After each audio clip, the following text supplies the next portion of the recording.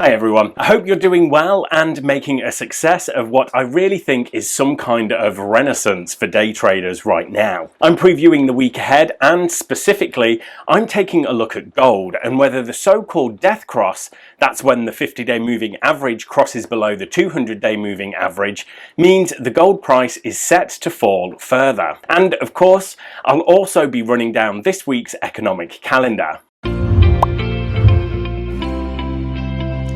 GKFX Prime presents the week ahead.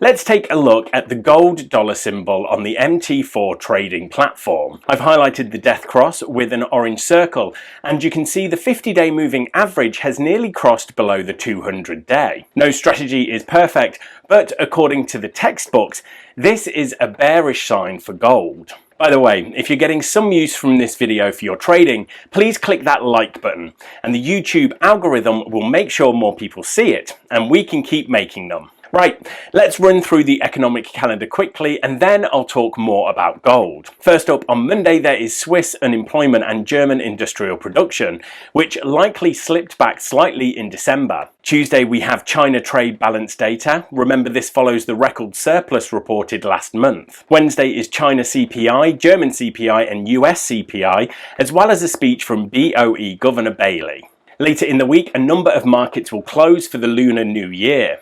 Then on Friday, we have industrial production and latest update on Q4 GDP from the UK. So, why are we placing any value on the death cross? Well, it's simply that many traders use the 50 and 200-day moving averages to define the trend of the market.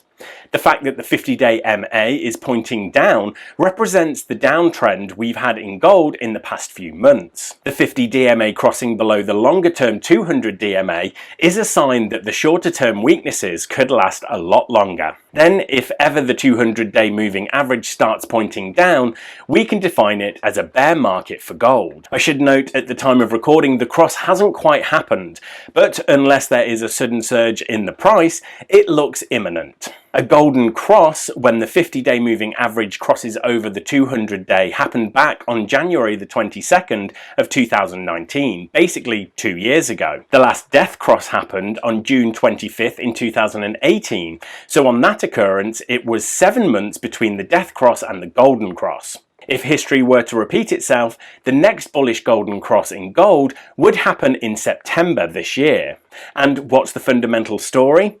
Governments and central banks have flooded the world with extra money, and that has devalued currencies. That's been a bullish thing for gold and could still put a floor under the gold price moving forwards. But, as we know, markets are always looking into the future, and it feels like gold has already largely priced in this money printing and deficit spending. Even if Joe Biden gets his next COVID relief package passed, that could have been priced in when gold hit over $2,000 for the first time. I suspect for gold to make the next leg up, we might need to see some real evidence of inflation from all the stimulus.